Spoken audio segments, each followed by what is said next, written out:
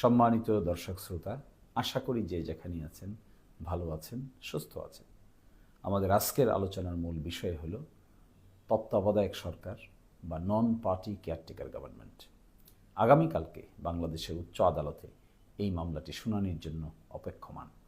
মূলত পূর্বে বাংলাদেশের সুপ্রিম কোর্ট 4:3 অর্থাৎ 4 জন বিচারপতি একদিকে এবং 3 জন বিচারপতি একদিকে এই সমন্বয়ে তত্ত্বাবধায়ক সরকার সিস্টেমকে বাতিল করে দেওয়া হয়েছিল।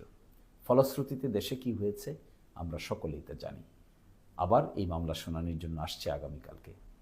এই মামলা যদি সত্যিকার অর্থেই আপিল এই মামলায় অ্যালাউ হয়, অর্থাৎ আপিল মামলাটি অ্যালাউ করা হয়, তাহলে এখানে পূর্বের মতো সে তত্ত্বাবধায়ক সরকার ব্যবস্থা ফিরে আসবে।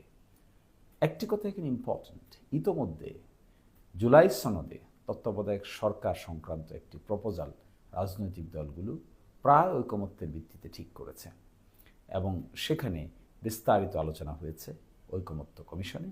সেই আলোচনায় তত্ত্বাবধায়ক সরকার গঠনের ক্ষেত্রে একটা ভিন্ন রকমের ফর্মুলার কথা আলোচনা করা হয়েছে, যেটা ইতোমধ্যে স্বাক্ষরিত হয়ে পাবলিক ডকুমেন্ট হয়েছে।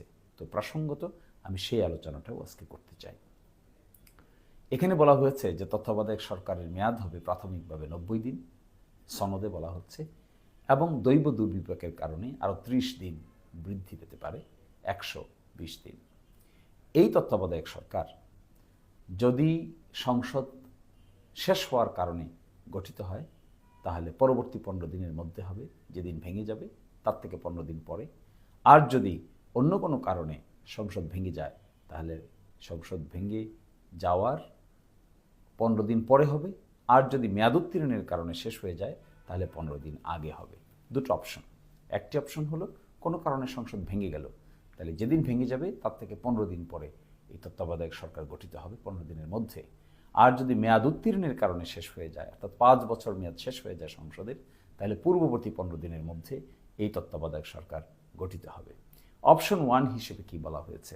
অপশন 1 হিসেবে বলা হয়েছে যে তত্ত্বাবধায়ক সরকার গঠনের ক্ষেত্রে 5 সদস্য বিশিষ্ট একটা কমিটি হবে।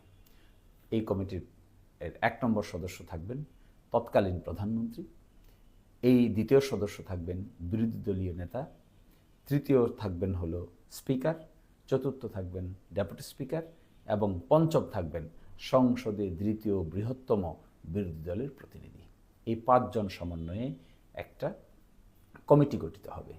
তারাই মূলত প্রধান উপদেষ্টা খুঁজে বাইর করার দায়িত্ব পালন করবেন। আমি আবার বলছি, প্রথম পদক্ষেপ প্রধানমন্ত্রী, বিরোধী দলীয় নেতা, স্পিকার, ডেপুটি স্পিকার এবং দ্বিতীয় বৃহত্তম বিরোধী দলীয় নেতা বা নেত্রী যেই থাকেন না কেন, এই 5 জন সমন্বয়।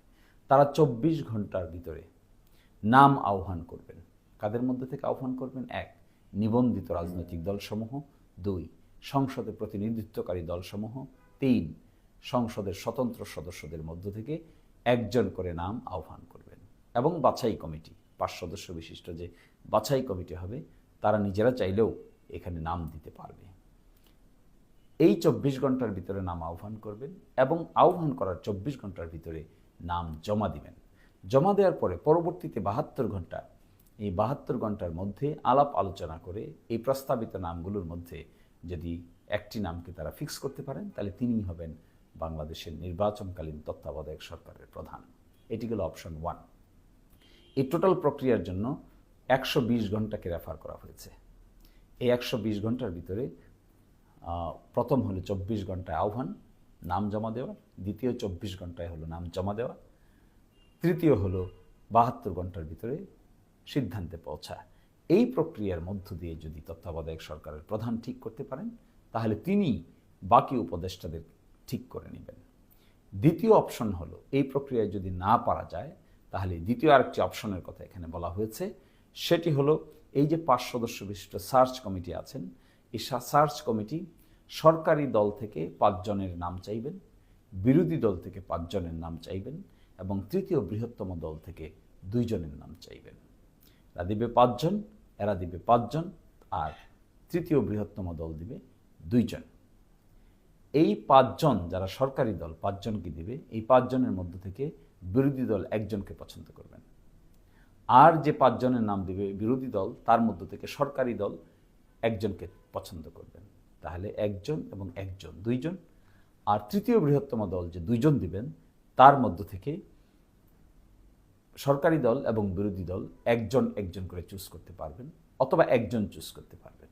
2 দলই যদি একমত হন তাহলে একজন, আর 2 দল যদি দ্বিমত হন তাহলে 2 জনকে 2 জন। তাহলে সর্বোচ্চ 4 জন, সর্বনিম্ন 3 জন।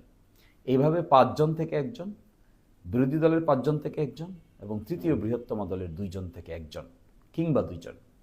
এই 3 থেকে বা 4 জনের মধ্যে যারা থাকবেন, তাদের মধ্য থেকে এই দলগুলো যদি একমত হয় তাহলে একজনকে বেছে নিতে পারবেন। আর যদি এই দলগুলো একমত না হন তাহলে যে 5 সদস্য বিশিষ্ট সার্চ কমিটি আছে, তাদের মধ্য থেকে 4 জন যদি একমত হন তাহলে একজনকে বেছে নিতে পারবেন। এটি হলো অপশন নম্বর 2। অপশন নম্বর 1 আমি আগেই বলেছি। অপশন নম্বর 2 বলেছি 5 জন সরকারি দল দিবে, 5 জন বিরোধী দল দিবে, দ্বিতীয় বৃহত্তম বিরোধী দল দিবে 2 জন। তার মধ্য থেকে প্রথম একজনকে চুজ করবেন সরকার থেকে বিরোধী দল, আর বিরোধী দল থেকে চুজ করবেন সরকার একজন, আর বাকি 2 জনের মধ্য থেকে একজন অথবা 2 জন। এই হলো অপশন নম্বর 2। এখানে যদি সলভ হয়ে যায় তাহলে তো সলভ হয়ে গেল। এটিও যদি সলভ না হয় তাহলে তৃতীয় অপশন বলা হচ্ছে যে 5 সদস্য বিশিষ্ট সার্চ কমিটি ছিলেন, তখন এই সার্চ কমিটিটা সদস্য সংখ্যার 2 জন বেড়ে যাবেন। একজন হবে আপিল বিভাগের বিচারপতি, একজন হবে হাইকোর্ট বিভাগের বিচারপতি। এই বিচারপতিরা কিভাবে সিলেক্টেড হবেন? তারা সিলেক্টেড হবেন তৎকালীন প্রধান বিচারপতি এবং তৎকালীন সর্বশেষ রিটায়ার্ড বিচারপতি এবং তৎকালীন ওই সময়ে যিনি থাকবেন হলো তৃতীয় জন, যিনি থাকবেন সর্বশেষ অবসরপ্রাপ্ত বিচারপতি, কর্মরত প্রধান বিচারপতি এবং আপিল বিভাগের জ্যেষ্ঠতম বিচারপতি। এই 3 জন ঠিক করবেন কোন 2 জন সার্চ কমিটিতে ঢুকবেন, আপিল বিভাগের কে ঢুকবেন এবং হাইকোর্ট বিভাগের কে ঢুকবেন। এটি নির্ধারণ করবেন এই 3 জন। 1 নম্বর হবেন the then chief justice, last retired chief justice এবং আপিল বিভাগের কর্মে প্রবীণ জাজ।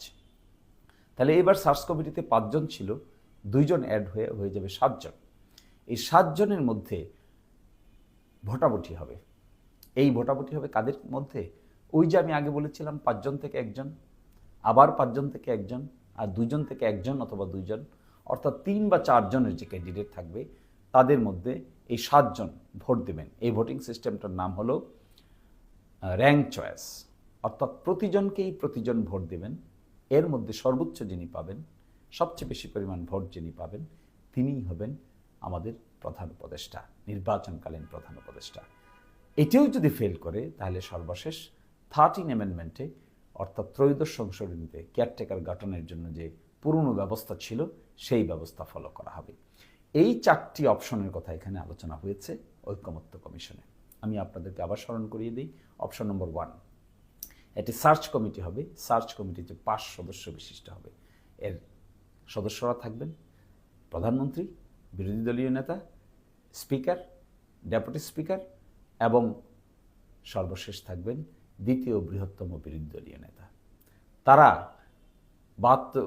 24 ঘন্টার ভিতরে নাম চাইবেন, রাজনৈতিক দলগুলোর কাছে নাম চাইবেন, নিবন্ধিত রাজনৈতিক দলগুলোর কাছে নাম চাইবেন, তারা সংসদের স্বতন্ত্র সদস্য থেকে নাম চাইবেন, প্রতিনিধিত্বকারী দলসমূহ থেকে নাম চাইবেন, নিজেরাও নাম দিতে পারবেন এবং এর মাধ্যমে আলাপ আলোচনা করে একজনের নাম তারা ফাইনাল করবেন। তাহলে হয়ে গেল অপশন নম্বর 1। এই অপশনটা যদি ফেল করে তাহলে ওই সার্চ কমিটি সরকারি দল থেকে 5 জনের নাম চাইবেন, বিরোধী দল থেকে 5 জনের নাম চাইবেন এবং তৃতীয় বৃহত্তম দল থেকে 2 জনের নাম চাইবেন। এই 5 জন থেকে বিরোধী দলীয়রা সরকার দল 5 জন থেকে একজনকে চুজ করবে, আর সরকার দল বিরোধী দলীয় 5 জন থেকে একজনকে চুজ করবে, আর বাকি যে 2 জন থাকবে তৃতীয় বৃহত্তম দল থেকে, সেই 2 জনের মধ্যে যে কোনো একজন হতে পারে অথবা 2 জন হতে পারে। এই 4 জনের মধ্য থেকে দলগুলি যদি একজনকে সিলেক্ট করে নিতে পারেন তাহলে সিলেক্ট করে নেবেন। যদি না পারেন তাহলে ওই যে 5 সদস্য বিশিষ্ট সার্চ কমিটি আছে তাদের মধ্যে 4 জন যদি একমত পোষণ করেন তাহলে তিনিই প্রধান উপদেষ্টা হবেন। এই প্রক্রিয়াও যদি ফেল করে তাহলে হবে তৃতীয় প্রক্রিয়া। এই তৃতীয় প্রক্রিয়া হলো তখন সার্চ কমিটির পরিমাণ, সার্চ কমিটির যে পরিধি এটা বেড়ে যাবে। আরও 2 জন বিচারপতি সার্চ কমিটির মেম্বার হবেন। একজন হবেন আপিল বিভাগের বিচারপতি, আরেকজন হবেন হাইকোর্টের বিচারপতি। তাদের 2 জন আবার আসবেন তিনজনের মাধ্যমে, একজন হবেন দি দেন চিফ জাস্টিস, আরেকজন হবেন সর্বশেষ অবসরপ্রাপ্ত চিফ জাস্টিস, আর আরেকজন হবেন সবচেয়ে কর্মে প্রবীণ আপিল বিভাগের বিচারপতি। তারা তিনজন ঠিক করে দিবেন আপিল বিভাগের কে হবেন আর হাইকোর্ট বিভাগের কে হবেন। তখন সার্চ কমিটির সংখ্যা হয়ে যাবে 7 জন। এই 7 জন মিলে সর্বশেষ র্যাঙ্ক চয়েসের ভিত্তিতে ভোট দেবেন। কাদের ভোট দেবেন? ওই যে প্রধান বিরোধী দল এবং সরকারি দল এবং তৃতীয় বৃহত্তম বিরোধী দল, তারা যেটা প্রপোজ করেছিলেন, তাদের একজন এবং বাকি 2 জন কিংবা একজন মধ্য থেকে যে থাকবেন, তারা 3 জন অথবা 4 জন, তাদেরকে তারা ভোট দেবেন। সেই ভোটে র্যাঙ্ক চয়েসের ভিত্তিতে সর্বোচ্চ সংখ্যক ভোট যিনি পাবেন তিনিই হবেন পরবর্তী প্রধান উপদেষ্টা। এটিও যদি ফেল করে, তাহলে সর্বশেষ যাবে হলো আগের সিস্টেমে, অর্থাৎ লাস্ট রিটায়ার্ড প্রধান বিচারপতি, তার আগের জন, এই প্রক্রিয়ায়। এই জটিল প্রক্রিয়ায় যদিও মনে হচ্ছে, কিন্তু this system has been really difficult system. এসব কিছু নিয়েই আলোচনা হোক, একটি সুন্দর সমাধান হচ্ছে ইনশাল্লাহ। আমরা আশা করব বাংলাদেশ আগামীতে নির্বাচন ব্যবস্থার ক্ষেত্রে নন পার্টি কেয়ারটেকার গভর্নমেন্টের মধ্যে যে নির্বাচন ব্যবস্থা আয়োজন করবে, এটি অবশ্যই বাংলাদেশে যুগান্তকারী নির্বাচন হবে। অতীতেও হয়েছে, আমরা আশা করব বাংলাদেশ আবার প্রপার ট্র্যাকে ফিরে যাবে, ডেমোক্রেসি এস্টাবলিশ হবে। থ্যাংক ইউ, ধন্যবাদ সবাইকে।